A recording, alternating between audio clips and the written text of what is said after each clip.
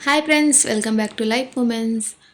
ಒಂದು ಕ್ಯಾಪ್ಸಿಕಮ್ ಬಳಸಿ ಯಾವ ರೀತಿ ರೈಸ್ ಮಾಡ್ಕೊಳ್ಬೋದು ಅಂತ ನನ್ನ ಇವತ್ತಿನ ವಿಡಿಯೋಗಳನ್ನು ಶೇರ್ ಮಾಡ್ಕೊಳ್ತಿದ್ದೀನಿ. ಯಾರೆಲ್ಲ ವಿಡಿಯೋ ನೋಡ್ತಿದ್ದೀರಾ ಪೂರ್ತಿಯಾಗಿ ನೋಡಿ, ಲೈಕ್ ಮಾಡಿ, ಶೇರ್ ಮಾಡಿ, ಕಮೆಂಟ್ ಮಾಡಲು ಮರಿಬೇಡಿ. ಈಗ ಇಲ್ಲಿ ಗ್ರೈಂಡ್ ಮಾಡ್ಕೊಳ್ಳೋದಕ್ಕೆ ಏನೆಲ್ಲ ಬೇಕಂತ ನೋಡುವ. 3 ಕಾಯಿ ಮೆಣಸು, 1 ಕಪ್ ಆಗುವಷ್ಟು ತೆಂಗಿನ ತುರಿ, 1 ಸ್ಪೂನ್ ಜೀರಿಗೆ, ಸ್ವಲ್ಪ ಶುಂಠಿ, 1 ಚಕ್ಕೆ, 1 ಲವಂಗ, ಸ್ವಲ್ಪ ಕೊತ್ತಂಬರಿ ಸೊಪ್ಪು. ಇದಿಷ್ಟು ನಾವು ಗ್ರೈಂಡ್ ಮಾಡ್ಕೊಳ್ಳುವ. ನಾನು ಇದನ್ನು ಒಂದು ಮಿಕ್ಸಿ ಜಾರಿಗೆ ಹಾಕ್ಕೊಂಡಿದ್ದೇನೆ. ಸ್ವಲ್ಪ ನೀರು ಹಾಕ್ಕೊಂಡು ಗ್ರೈಂಡ್ ಮಾಡ್ಕೊಳ್ಳುವ. ಈಗ ಗ್ರೈಂಡ್ ಮಾಡ್ಕೊಂಡಿರುವ ಪೇಸ್ಟ್ ಈ ರೀತಿ ಆಗ್ತದೆ. ಈಗ ಇಲ್ಲಿ ಒಗ್ಗರಣೆಗೆ ನಾನು ತಗೊಂಡದ್ದು ಕಡಲೆಬೇಳೆ, ಸಾಸಿವೆ, ಒಣ ಮೆಣಸು, 1 ಕ್ಯಾಪ್ಸಿಕಮ್. ನಂತರ ಇಲ್ಲಿ ನಾನು ಒಂದು ಬಾಣಲೆಗೆ ಸ್ವಲ್ಪ ಎಣ್ಣೆ ಹಾಕಿ ಒಗ್ಗರಣೆಗೆ ಸಾಸಿವೆ, ಒಣಮೆಣಸು, ಕಡಲೆಬೇಳೆಯನ್ನು ಹಾಕ್ಕೊಳ್ತಿದ್ದೇನೆ.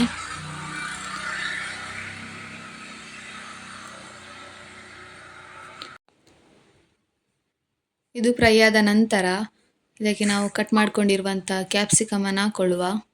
ನಂತರ ಅರ್ಧ ಸ್ಪೂನ್ ಆಗುವಷ್ಟು ಅರಿಶಿನ, ರುಚಿಗೆ ತಕ್ಕಷ್ಟು ಉಪ್ಪು ಹಾಕಿ ಚೆನ್ನಾಗಿ ಫ್ರೈ ಮಾಡಿಕೊಳ್ಳುವ. ಕ್ಯಾಪ್ಸಿಕಮ್ ಚೆನ್ನಾಗಿ ಬೆಂದ ನಂತರ ಇದಕ್ಕೆ ನಾವು ಗ್ರೈಂಡ್ ಮಾಡ್ಕೊಂಡಿರುವಂಥ ಪೇಸ್ಟನ್ನು ಹಾಕ್ಕೊಳ್ಳುವ. ಈಗ ನಾನು ಸ್ವಲ್ಪ ಇಂಗನ್ನು ಹಾಕ್ಕೊಂಡಿದ್ದೇನೆ. ಈಗ ನಾವು ಗ್ರೈಂಡ್ ಮಾಡ್ಕೊಂಡಿರುವಂಥ ಪೇಸ್ಟ್ ಹಾಕ್ಕೊಳ್ಳುವ.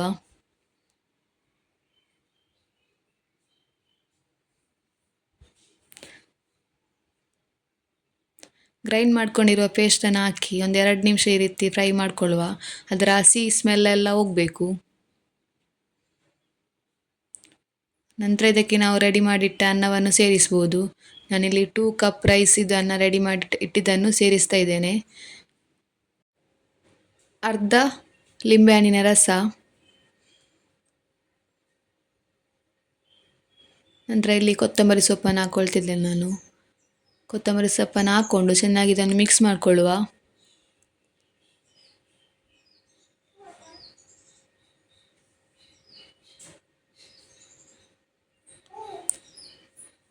ನೋಡಿ, ಚೆನ್ನಾಗಿ ಮಿಕ್ಸ್ ಮಾಡ್ಕೊಂಡಾಯಿತು.